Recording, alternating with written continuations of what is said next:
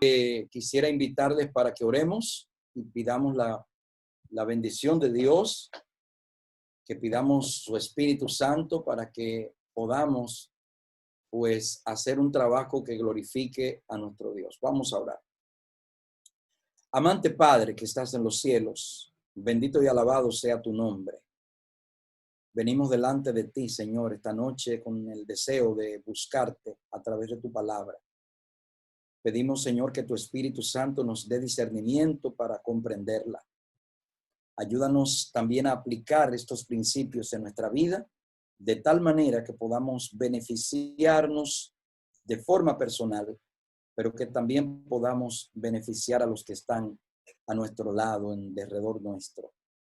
Ayúdanos como iglesia a mantenernos firmes en medio de las angustias que vive este mundo y que podamos, Señor, a través de nuestro comportamiento, enviar un mensaje muy certero hacia las personas de que tú tienes control de todo lo que ocurre.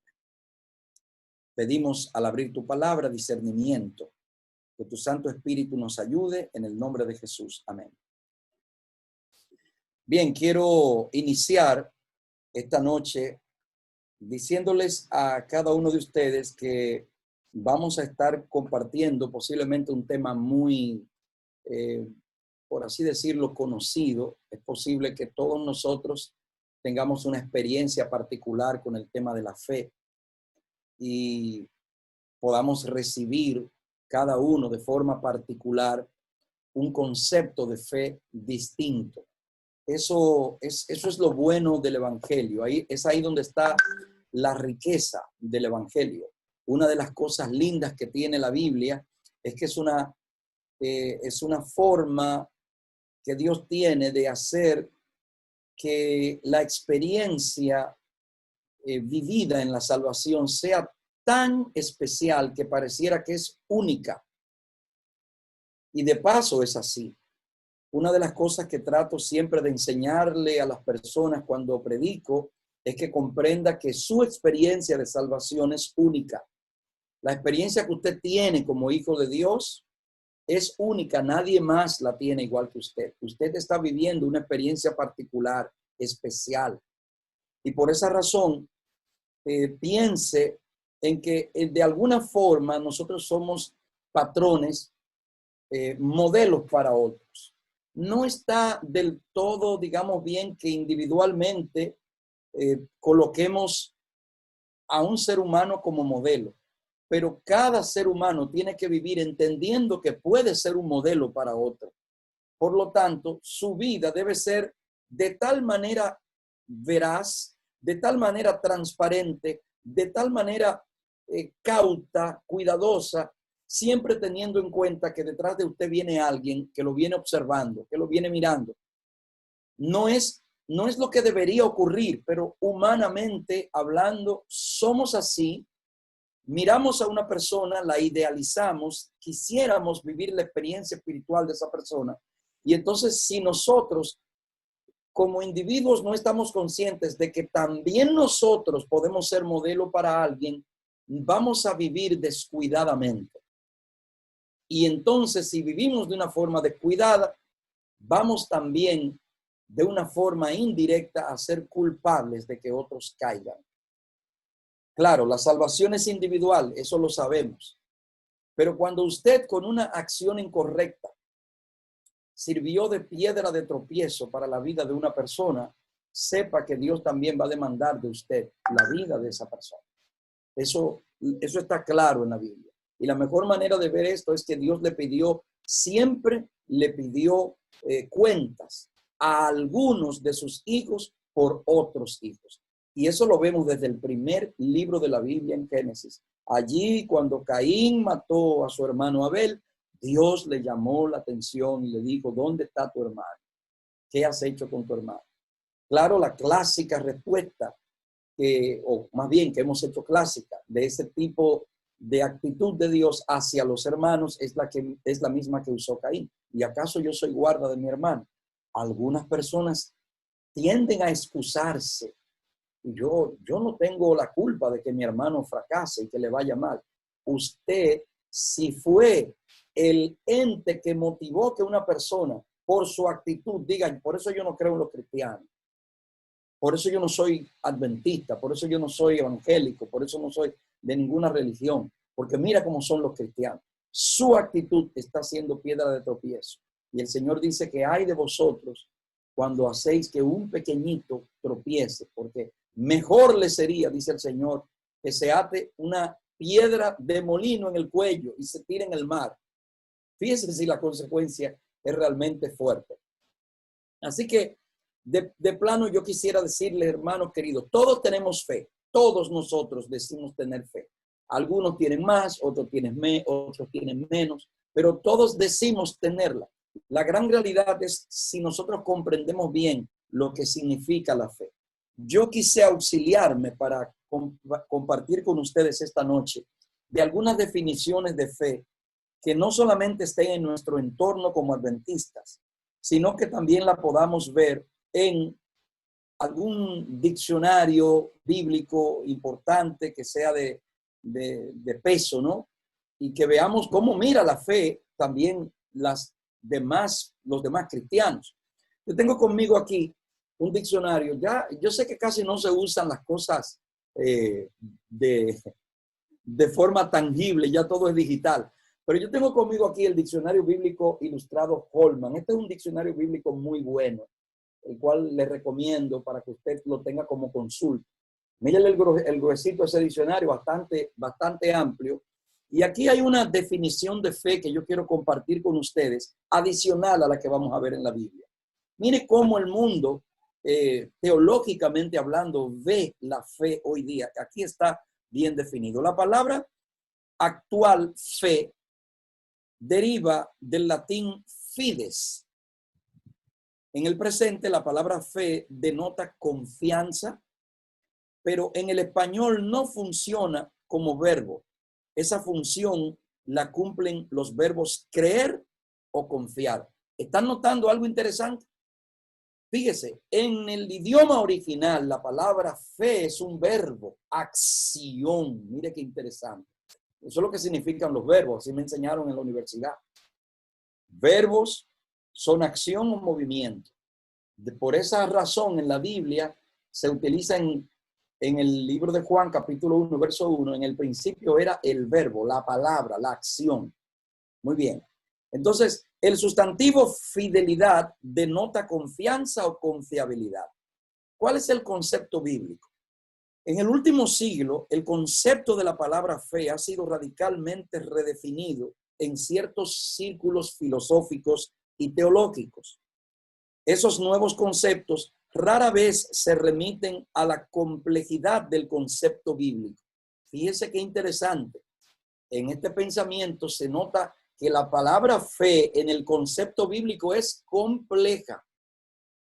Un concepto donde toda persona, el mundo físico, la palabra de Dios y Dios mismo juegan papeles cruciales. Con frecuencia, esas definiciones alternativas no captan los rasgos objetivos ni subjetivos de la fe bíblica. A través de las escrituras, la fe es la respuesta humana.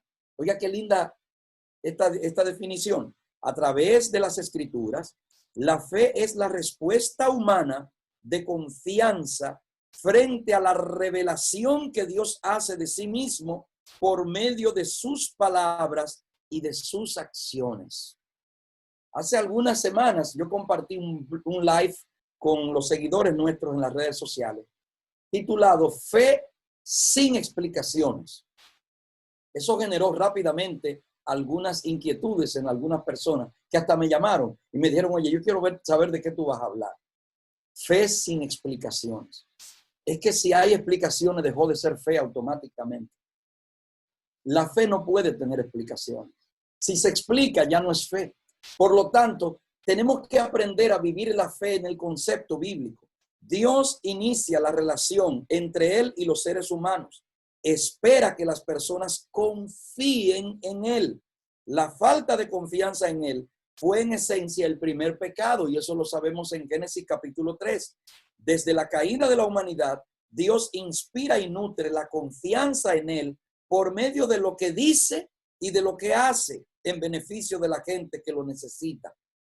Provee evidencias de su confiabilidad, actuando y hablando en el mundo para darse a conocer externamente a las personas que lo necesitan. Por eso, la fe bíblica es un tipo de conocimiento personal y, lo voy a decir así para que se entienda, y limitado sobre Dios. Nadie tiene un concepto ilimitado de Dios. Aunque Dios es ilimitado, todos nosotros tenemos un concepto muy limitado de Dios. Y como tenemos ese concepto tan limitado de Dios, se nos hace difícil a veces, porque como humanos queremos explicarlo todo. Y en el momento, como ya acabo de decir, en que yo expliqué algo, pues ya yo no tengo fe en eso. Ya yo estoy convencido de eso. Cuando yo no estoy convencido, es que tengo que tener fe. Y en esa fe me anclo y espero. Es maravilloso aprender a vivir por la fe. No es sencillo eso. Y por eso quise en esta noche compartir con ustedes estos dos capítulos de la Biblia, Hebreos 11 y 12, porque en estos dos capítulos de la Biblia nosotros podemos darle una plena, vamos a decir, entrada o introducción al término fe para el ser humano. Quiero pedirle, por favor, al que está administrando que me permita compartir pantalla, porque voy a presentarles a ustedes algunos cuadros que serán de vital importancia para nuestro tema en esta noche. Así que permítanme. Ok, muchísimas gracias. Ya estamos compartiendo pantalla. Yo quisiera que nosotros podamos concentrarnos en estos aspectos interesantísimos de este tema, puestos los ojos en Jesús.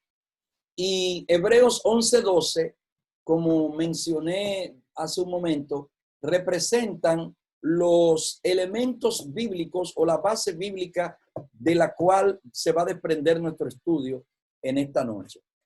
¿Qué dice Hebreos 12 del 1 al 3, nuestra lectura bíblica? Por tanto, ese por tanto me está diciendo que yo debo hacerle caso a lo que se dijo antes. Eso es lo que significa un por tanto en un párrafo. Por tanto, o sea, lo que se dijo anteriormente es lo que le va a dar fuerza al siguiente párrafo. Pero aquí dice, por tanto, nosotros también, teniendo en derredor nuestro tan grande nube de testigos, y subraye ahí grande nube de testigos, por favor, despojémonos de todo peso y del pecado que nos asedia y corramos con paciencia la carrera que tenemos por delante, puestos los ojos en Jesús, el autor y consumador de la fe, el cual por el gozo puesto delante de él, sufrió la cruz, menospreciando el oprobio, y se sentó a la diestra del trono de Dios. Considerad aquel que sufrió tal contradicción de pecadores contra sí mismo, para que vuestro ánimo no se canse hasta desmayar. A manera de introducción, podemos hablar de ese por tanto que vimos en ese texto, que es Hebreos capítulo 11. Hebreos capítulo 11 nos presenta a nosotros una serie de elementos interesantes. En primer plano, Hebreos capítulo 11 me muestra que por la fe nosotros comprendemos que Dios es el creador. Es por la fe que lo comprendemos. Comprendemos que el universo fue hecho por la palabra de Dios. Me gusta resaltar ese hecho final de la palabra de Dios, porque tal vez muchos de nosotros todavía no nos hemos relacionado bien con ese concepto bíblico. La palabra de Dios. Cuando usted va al libro de Salmos, en el capítulo número 33, el versículo número 6, dice allí, por la palabra de Jehová fueron hechos los cielos y todo el ejército de ellos por el aliento de su boca. Este texto del Salmo 33, versículo 6, muy bien compagina con Hebreos capítulo 11, versículo 3. Por la fe comprendemos que el universo fue hecho por la palabra de Dios. Lo que dice el Salmo 33, versículo 6, usted lo tiene que aceptar por fe. No hay otra forma de entenderlo. Ahora bien, ¿entiende usted el concepto de que por la palabra de Jehová fueron creados los cielos y la tierra? ¿Entiende usted el concepto de que por la fe comprendemos que la palabra de Dios fue la que hizo que el universo exista? ¿Puede usted entender el concepto que Jesús le dijo a Satanás en el momento de la tentación, cuando le dijo: no solo de pan vive el hombre, sino de toda palabra que sale de la boca de Dios? Cuando usted mira este concepto de palabra de Dios, entonces sería bueno que vea en esencia cuál es el concepto principal de la palabra de Dios.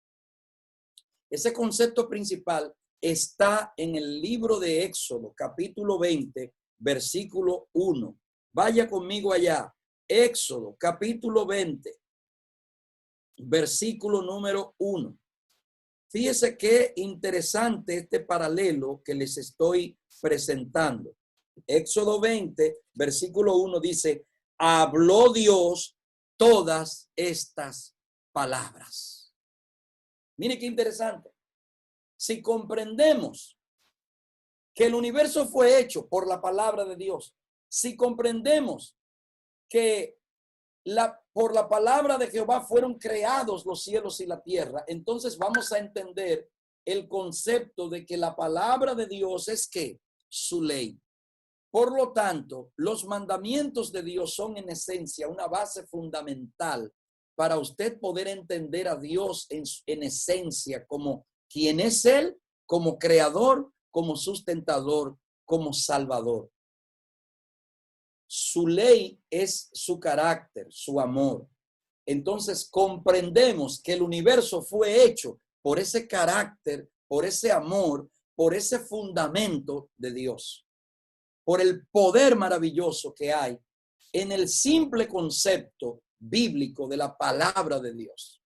Maravilloso entender eso. Sin fe, dice el versículo 6, es imposible entonces agradarlo a Dios. Porque dice el mismo párrafo que el que se acerca a Dios tiene que creer que Él existe.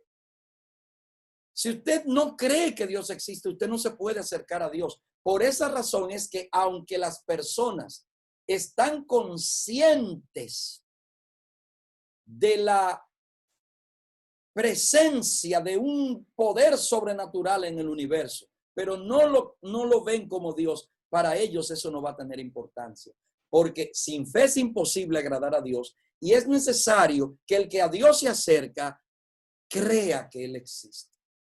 Si no cree, entonces lamentablemente no habrá nada que le haga entender.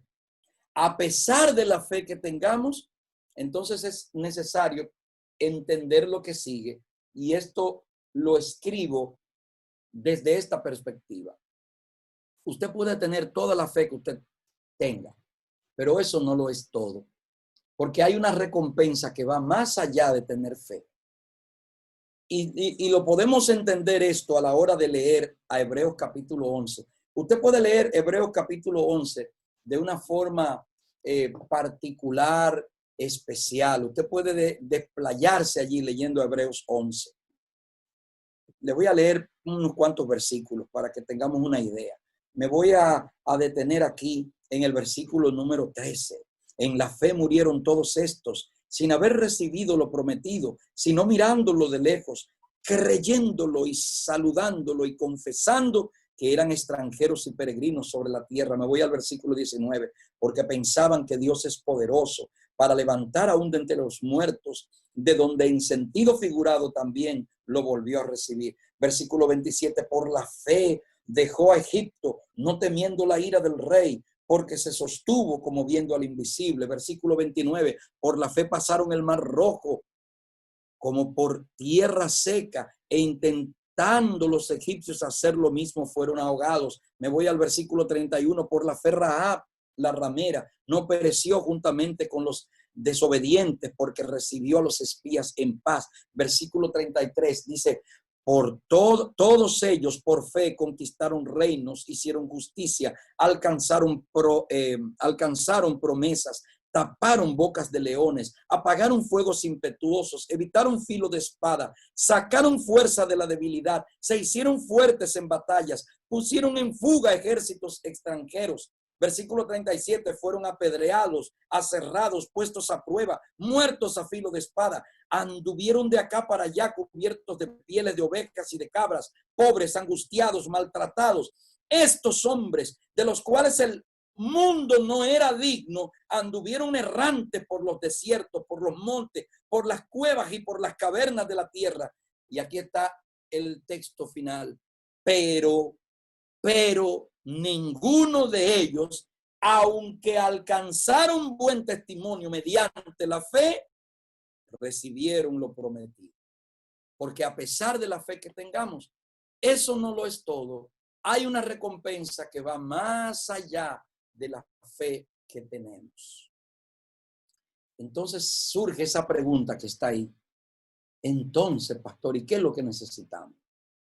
Yo sé que para algunos llegar hasta aquí, hasta este momento, es como shaking, uno tiembla y dice, pero Dios mío, pero yo pensaba que lo que yo necesitaba era fe.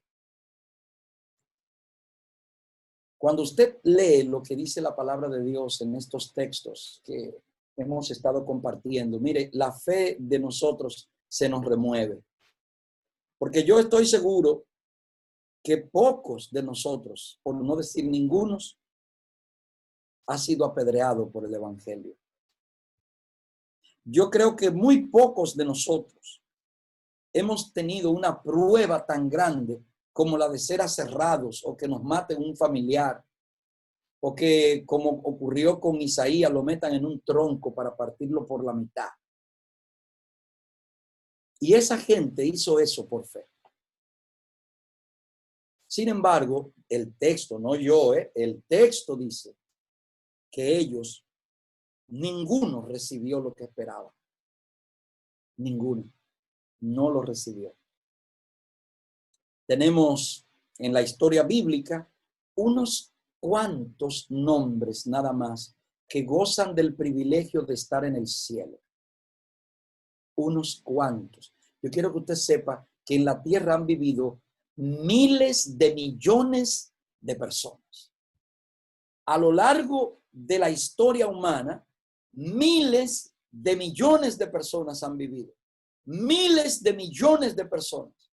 De esos estoy consciente de que no todos han sido, vamos a decir, buenos hijos de Dios. Pero póngase a pensar que de esos miles de millones de personas, solo hay, se pueden contar, creo que con la mano, los que están en el cielo en este momento. Porque llegar allí es un tema de fe. La fe hay que ejercerla. Y como he dicho desde el principio, no sobre la base de las cosas que se pueden explicar, sino de la base por la que hombres y mujeres como los que menciona Hebreos 11 lo hicieron. Yo quisiera tomar uno de esos nombres. Particularmente escogí a alguien que tal vez usted pudo haber elegido junto conmigo. Yo personalmente soy así medio extraño a la hora de elegir. Yo escogí a Rahab la ramera.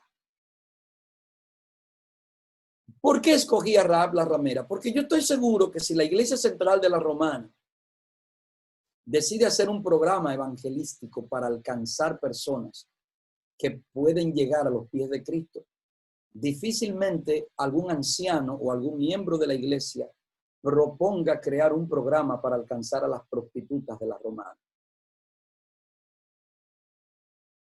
Eso casi nunca va a ocurrir. Bueno, yo creo que nunca va a ocurrir. ¿Usted se imagina que nosotros vamos a hacer un programa para salir a predicarle a las prostitutas por la noche. Y vamos a mandar a todos los líderes ancianos de iglesia a hacer eso. Y que de esos líderes ancianos de iglesia, los mejores hermanos salgan, Biblia en mano, a predicarle a las prostitutas. Bueno, usted y yo hoy día no lo haríamos, pero Dios no funciona así. Y gloria a Dios que Él no es igual que usted y que yo. Porque Dios sabe lo que hizo. Le puso en la mente a Josué mandar 2 espías. Y esos 2 espías pudieron irse a la casa de cualquier otro individuo en Jericó, pero ellos decidieron entrar a la casa de la prostituta más conocida del barrio o de la ciudad. Era tan conocida que todo el mundo las conocía. Yo pienso que humanamente hasta fue un error de parte de los espías. Porque entonces, como la conocía todo el mundo, pues rápidamente pudieron llegar hasta donde ellos estaban. Pero lo que usted no se da cuenta es lo que ocurre en esa historia. Y usted y yo posiblemente vivamos de espaldas a eso. Isaías 59, versículo 1, dice que la mano de Jehová no se ha cortado para salvar. Léalo para que usted vea. No se ha cortado la mano de Jehová para salvar. Dios sabía que en Jericó había una prostituta que había que salvar. Y sabía que esa prostituta no era cualquiera. Así que el Señor le mandó su oportunidad.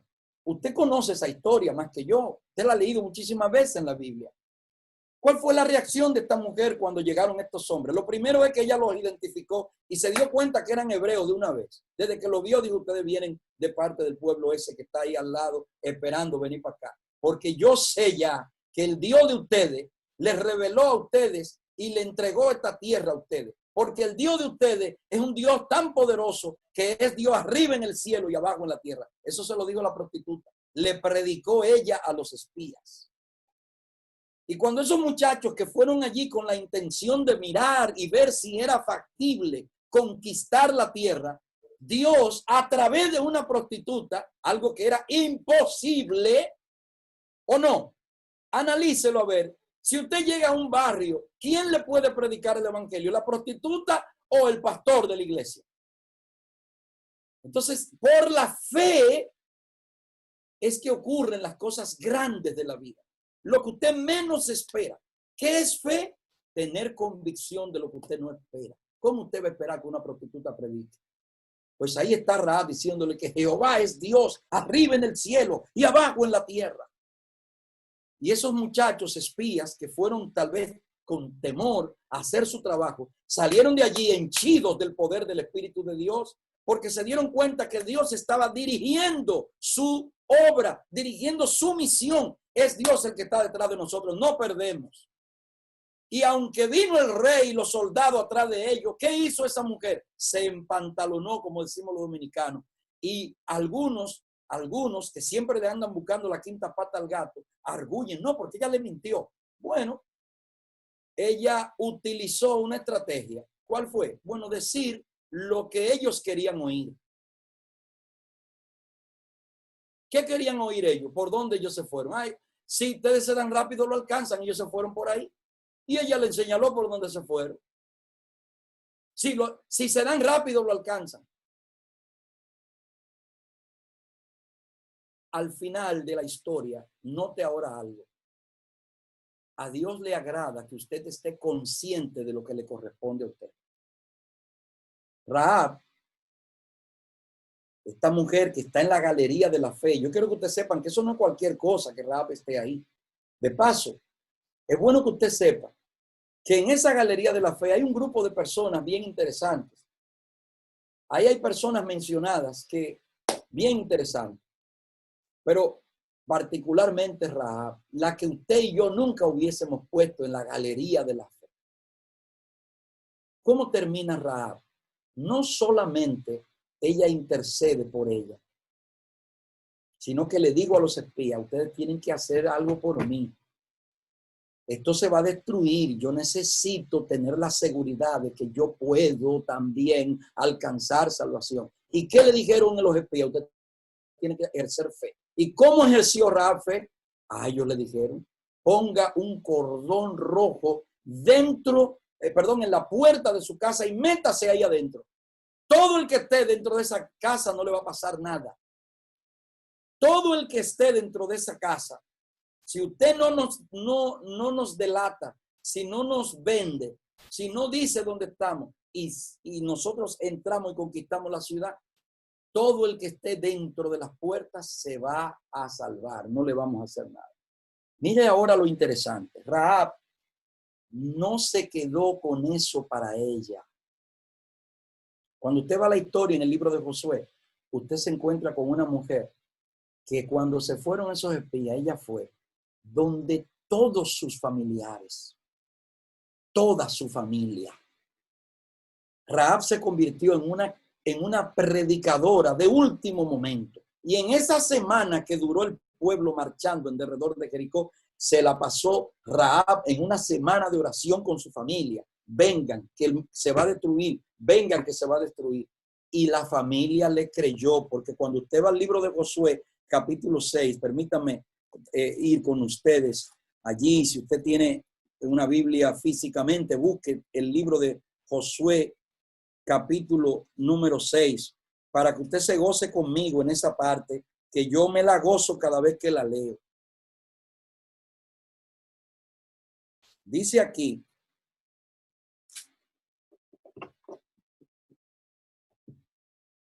pero Josué dijo a los dos hombres que habían, versículo 22, 6:22, que habían reconocido la tierra: entrad en casa de la mujer ramera y haced salir de allí a la mujer y a todo lo que sea suyo, como lo jurasteis. Y los espías entraron y sacaron a Rahab, oigan bien, a Rahab, a su padre, a su madre, a sus hermanos y todo lo que era suyo. También sacaron a toda su parentela y los pusieron fuera del campamento de Israel. Me encanta porque fue bien específico: al papá, a la mamá, a los hermanos y a toda la parentela. Ahí se fue primo, tío, todo el que era familia de Rahab se salvó. ¿Por qué Rahab hizo eso? Porque ella no solamente tuvo fe, no solo creyó, porque ella ya había creído. Bueno, que usted sepa que cuando los espías llegaron, ya Rahab había creído, ya ella tenía fe. Ahora ella puso esa fe a obrar y mire el resultado. Todos ellos, a pesar de que tuvieron fe, todavía no han recibido la recompensa. Y eso es lo que yo les he puesto acá en esta presentación que estoy compartiendo con ustedes. Fíjese bien cómo lo planteo en este slide siguiente que está aquí. Un momentito para irme al slide final siguiente. Mire, los hijos de Dios en el pasado fueron fieles. Y yo puse de ejemplo como fiel a Abel. Abel fue fiel, pero Abel no ha recibido su recompensa. Abel no la ha recibido todavía. Fue fiel, pero no la ha recibido. Valientes como Sansón y Gedeón, que están en la galería de la fe, pero no han recibido la recompensa todavía. También tenemos a hombres perseverantes como Job, pero él no ha recibido la recompensa todavía. Entonces, ¿qué tenemos que entender los hijos de Dios en el presente? ¿Qué tenemos que entender? Lo que dice Hebreos capítulo 12, versículo 1 al 3. Ahí hay 4 cosas. Número 1, nosotros tenemos que despojarnos de todo peso. Número 2, del pecado que nos asedia. Número 3, tenemos que aprender a correr con paciencia. Y número 4, poniendo los ojos en Jesús, autor y consumador de nuestra fe. Esas 4 cosas están bien definidas en algunos puntos particulares. ¿Qué significa eso de despojarnos de todo peso? Mire, yo cuando veo cualquier cosa, ya sea una película, leo un libro o algo, yo me fijo mucho en ciertos detalles. Yo aprendí de una película que vi hace muchos años un detalle. Y es que el protagonista dijo que el éxito que él tenía como investigador radicaba en el hecho de que él no se ataba a nada que él no pudiera dejar doblando la esquina. Un cristiano tiene que aprender a vivir así. Un cristiano tiene que aprender a vivir despojando todo lo que puede ser un elemento que lo detenga para hacer la obra de Dios. Cuando usted, óigame bien, mi hermano querido, cuando usted comienza a tener problemas en su vida espiritual porque su trabajo no lo deja, suelte eso. Suelte eso. Y yo le estoy hablando por algo que particularmente he vivido. Cuando yo estudiaba administración junto con Katy, allá en la Universidad Bendita Dominicana, prácticamente todos mis compañeros terminaron primero que yo. Claro, yo no quiero con esto decir que mis compañeros no tenían fe ni nada por el estilo, pero ¿por qué razón a mí se me hizo tan difícil terminar la carrera en 4 años y no en 7 como la terminé? Lo que pasa es que los miércoles es día de culto. Y yo iba a la universidad lunes, martes, miércoles y jueves. Pero cuando a mí me invitaba a alguien a predicar, yo no veía en esa invitación a predicar un problema para yo, más bien un problema para yo estudiar. Era al revés. Yo veía en mi clase un problema para yo predicar la palabra. ¿Y qué yo hacía? Bueno, el miércoles que me invitaban a predicar, claro, yo no salía a decirle a nadie, invítame los miércoles, no. Pero si una persona me decía, pastor, domingo, cuando yo no era pastor todavía, domingo, yo quiero que tú vengas a predicar el miércoles que viene a mi iglesia. ¿Usted cree que porque yo iba a ir para la universidad yo iba a decirle que no? No, yo le decía que sí. Y yo me iba y predicaba. Iba a la universidad de 5 a 6:30 y me iba a dar mi cosa. Y eso sí, que mi esposa me vivía peleando. Tú vas, no tienes problema, que te falte esta clase. ¿Qué sé yo cuándo? Mire, mi querido, mi vida espiritual es más valiosa que cualquier otra cosa. Yo quiero decirle que yo estudié. Claro que yo estudié, pero la universidad nunca fue una piedra de tropiezo para mi vida espiritual. Porque cuando yo necesitaba hacer algo relacionado con lo espiritual, la universidad nunca fue un tropiezo para mí. Porque usted tiene que darle a las cosas el lugar que tiene que tener. Estudie, pero en el momento en que el estudio a usted le resulta en un obstáculo para usted crecer espiritualmente, entonces tenga cuidado porque el estudio usted lo está convirtiendo en su Dios. Y necesitamos estudiar, necesitamos ir a la universidad y prepararnos. Le está hablando a alguien que tiene 2 carreras universitarias, una maestría y que quiere hacer un doctorado. O sea, yo no soy de los que está diciéndole a usted que estudiar es malo y que deje de estudiar. Yo lo que le estoy diciendo es que el día que usted en su vida espiritual comienza a tener problemas con los estudios, tenga cuidado, porque los estudios nunca pueden estar por encima de Dios en su vida. Eso es lo que significa despojarse de todo peso. Eso es lo que significa que usted no puede tener un negocio que lo tenga usted tan atrapado que usted no lo pueda cerrar los miércoles por la noche para irse a la iglesia a pasar un rato con sus hermanos y sentir la presencia de Dios a la mitad de la semana para ser fortalecido. Si ese negocio usted lo tiene esclavizado al punto que usted no puede cerrarlo los miércoles en la noche, yo le digo a usted como un pastor, agarre ese negocio y reinvéntelo.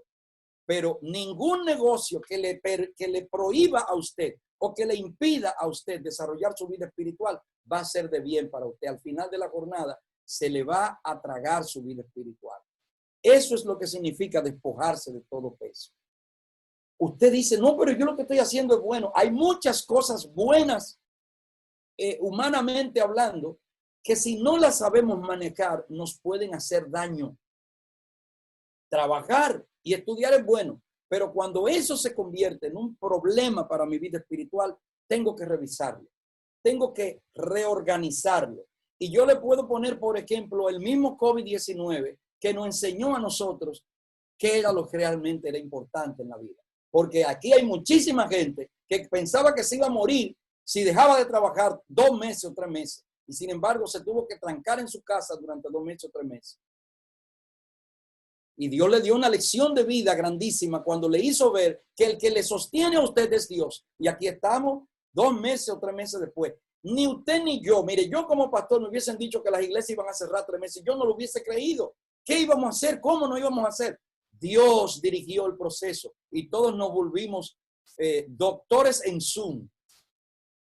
Y aquí estamos, porque Dios es el que tiene control de las cosas. Número 1. Número 2. El pecado, hermano. Mire, el pecado se disfraza de toda la forma posible para mantenernos a nosotros alejados del Señor. De toda la forma posible. Tenga cuidado con el pecado. El pecado está presente en usted Por favor, no se crea que usted porque dejó de comer carne, porque ya no bebe Coca-Cola, porque no hace esto, ya usted es santo. No, mi hermano. Somos pecadores. El pecado está en nuestra vida, en nuestro ser interno. Y el pecado que está dentro de usted lo agarra y lo esclaviza. Lo convierte en un esclavo y hace con usted lo que él quiera. Y si usted no entiende esa realidad del pecado, entonces lamentablemente va a vivir esclavo de él toda la vida. Porque como no lo entiende, va a pensar que esto que estoy haciendo está bien. Y hay muchas cosas que se visten de bondad, pero en el fondo terminan siendo cosas muy negativas para nuestra vida espiritual. El orgullo es una de ellas. No hay una cosa más orgullosa que una persona que se crea santo. Si no, pregúntele al fariseo de la parábola. Señor, te doy gracias porque yo no soy como estos pecadores. Y si oye, está bonito eso. ¿A usted no le gustaría ser un hombre tan santo que cuando la gente lo vea, lo compare, diga, mira, este es el más santo del grupo? Pero tenga cuidado con eso, porque eso es orgullo y el orgullo es la raíz del pecado. Tenemos que despojarnos del pecado que nos asedia. Número 3, me gusta esta parte, porque pareciera como algo que no tiene sentido. ¿Cómo se puede correr con paciencia? Eso es, no sé si usted lo había analizado. Trate de correr con paciencia. Eso es algo como que no tiene sentido. Pero ¿qué es lo que llama la atención el Señor a través de esa frase, 3 letras? Corramos con paciencia. El centro de ese mensaje se llama equilibrio. El cristianismo tiene que ser equilibrado. Note lo que le dije. Usted tiene que entender que un cristiano tiene que estudiar. No se me vaya para el extremo ahora, como muchos hicieron en algún momento de su vida. Ya Cristo viene y dejaron de estudiar. Y hoy en día están viviendo en la miseria y en la pobreza y pasando muchísimo trabajo porque eran personas brillantes, pero no se prepararon cuando tenían la oportunidad de hacerlo. Y ahora están pagando esa consecuencia. No, mi hermano. La Biblia dice que todo, incluyendo estudiar, todo lo que te venga a la mano para hacer, hazlo según tus fuerzas. Eso es equilibrio. La Biblia dice en Eclesiastés que todo tiene su tiempo. Entonces tenemos que aprender a vivir equilibradamente, corriendo con paciencia la carrera que tenemos por delante. Ahora bien, viene la última enseñanza. ¿Dónde deben estar nuestros ojos? En Cristo. No en otra cosa. Sobre todo en este tiempo particularmente que estamos viviendo en la República Dominicana, no solo por el COVID-19, lo digo por el aspecto que cada 4 años o cada 2, no sé cómo anda la cosa todavía, este país pareciera como que le prenden una batería como de locura y la gente se vuelve literalmente loco por el tema de la política. Se pierden los estribos, se pierde en esencia lo que somos. Hasta las familias muchas veces terminan enemistadas porque aparece el tema político y nos lleva la razón. Nuestros ojos no pueden estar puestos en un político. Nuestros ojos no pueden estar puestos en una persona que cuando llega a nosotros sin darnos cuenta estamos idolatrando. ¿Es necesaria la política? Claro que sí, yo no estoy diciendo que no. De paso, muchos de los grandes hombres de la palabra fueron políticos, fueron personas de Estado. ¿Cómo podemos negar la presencia de un hombre como José en el gobierno de Egipto, como Daniel en Babilonia? ¿Cómo podemos negar el tema de la realeza? Porque la mayoría de los reyes que la Biblia menciona eran esos gobernantes. Eran personas que estaban puestos para dirigir una nación y eran hijos de Dios. Pero ninguno de nosotros, hermanos, podemos olvidar que Dios debe ser el punto principal donde deben estar colocados nuestros ojos en todo el sentido de la palabra. Jesús. Pongamos nuestros ojos en Él. Aprendamos de Él. de sus enseñanzas y de seguro que será de bendición para nuestra vida. Hace unos años, todavía yo no era adventista, vivía en un residencial que se llama Isabel II, en Villafaro, por ahí. Y detrás de mi casa estaba el Tabernáculo Nacional de la Profecía.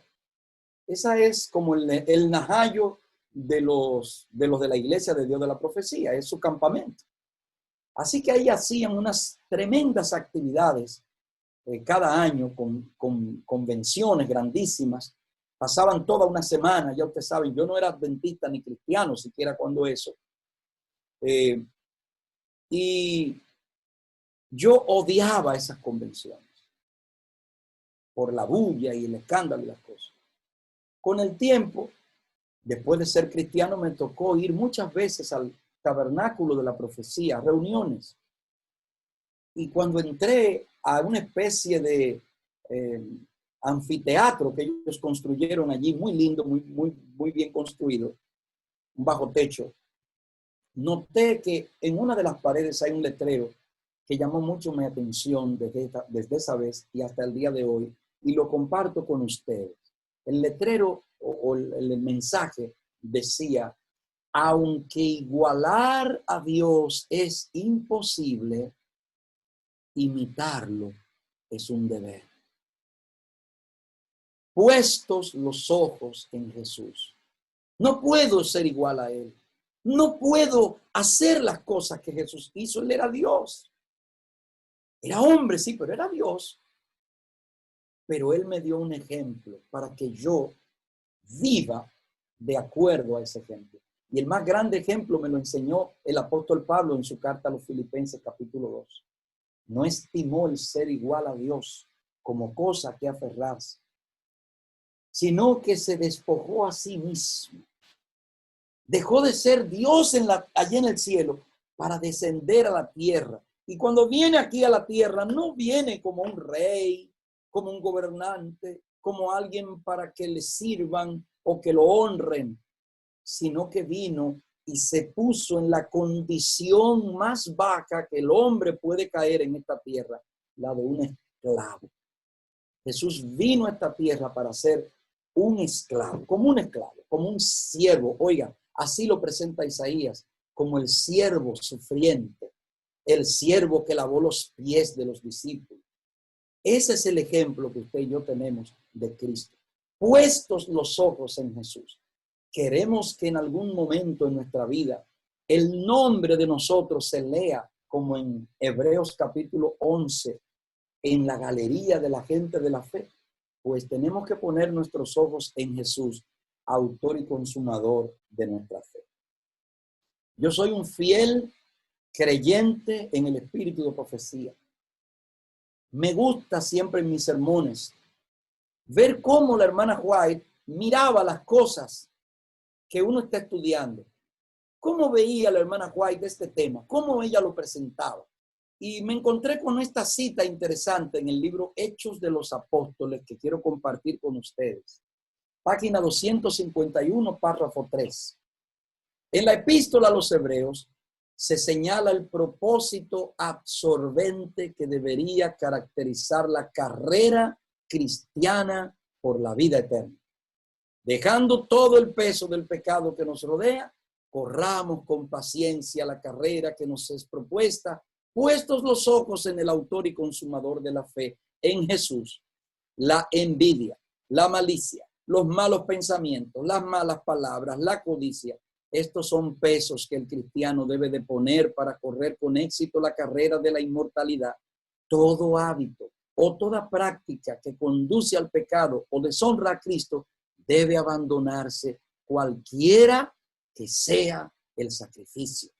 La bendición del cielo no puede descender sobre ningún hombre que viola los eternos principios de la justicia. Un solo pecado acariciado es suficiente para degradar el carácter y extraviar a otros. Yo quiero dejar en la mente de ustedes ese pensamiento esta noche y decirles que el Señor nos está dando a nosotros un llamado particularmente especial, un llamado El número uno, a mantener fe en nuestro corazón. Yo no sé usted, a mí me gusta hablar de fe. Yo me considero ser una persona de fe. Las personas que me conocen desde hace muchos años, que conocen mi historia y lo que me ha tocado vivir, saben que lo digo con el corazón lo que estoy diciendo. Cuando Dios quiere que su nombre sea glorificado en tu vida, el Señor te coloca al frente de tantas cosas con el propósito de que tú tomes decisiones reales, profundas, decisiones que te ayuden para tu vida futura, para tu vida eterna. Así que el llamado que yo te hago esta noche, número uno, es a que tengas fe, pero fe de esa que hablé, de la que no necesita que le expliquen. Yo sé que tal vez estoy hablando esta noche para algún hermano de iglesia que le gusta que le expliquen las cosas, que no entiende. ¿Y por qué el pastor es el que tiene que presidir la junta? ¿Y por qué no la puedo presidir yo? ¿Y por qué que esto y aquello? Hermano, porque esto es un tema espiritual y yo tengo que aprender a tener y a desarrollar fe.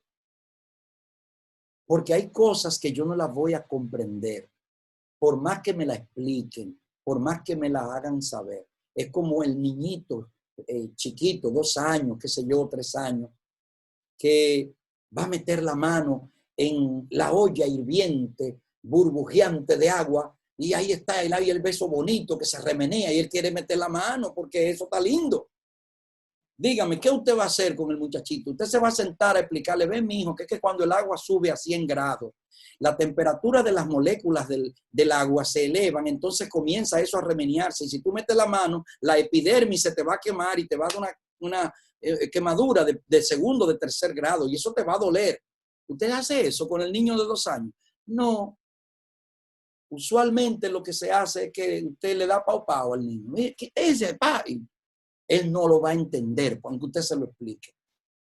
Pero cuando él llega a ser grande y adulto, cuando él tiene a sus hijos, él va a entender. Yo le pregunto a usted, ¿cómo usted cree que se siente Dios cuando nosotros estamos, y perdóneme la expresión, pero cuando nosotros estamos siendo a veces hasta necios con él, no queriendo entender los planes de Dios? Piense por lo menos en un personaje, Pablo. Cuando Pablo andaba de necio persiguiendo cristianos y él creyendo que se la estaba comiendo, ¿qué tuvo que hacer Dios? Darle pau. Saulo, ¿por qué me persigue? ¿Qué tú estás haciendo? Yo pregunto esta noche a alguno de ustedes, pudiera ser cualquiera, no tiene que contestar porque esto es una pregunta que yo hago de forma retórica.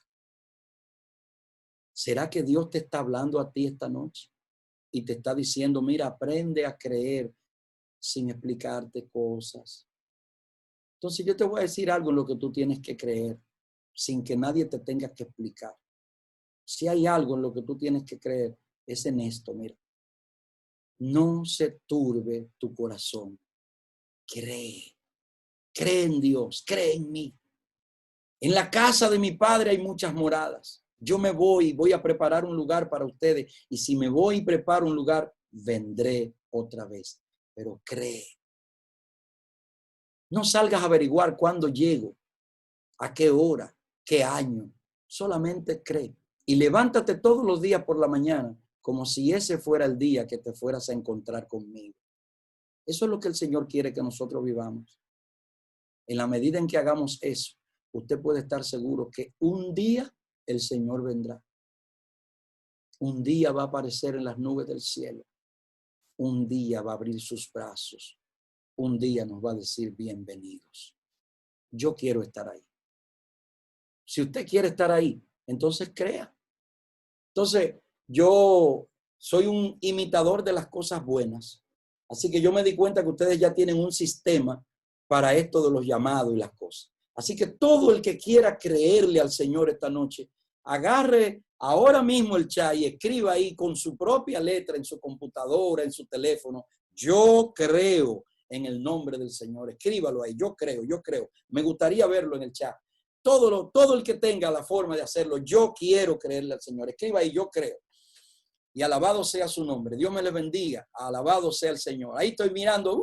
Se llenó del chat en 2 minutos de palabra. Alabado sea el Señor. Dios le bendiga a cada uno de ustedes. Y muchísimas gracias por darme la oportunidad esta noche de compartir este tema con ustedes. Ojalá y que nos mantengamos siempre puestos los ojos en Jesús. Dios les bendiga.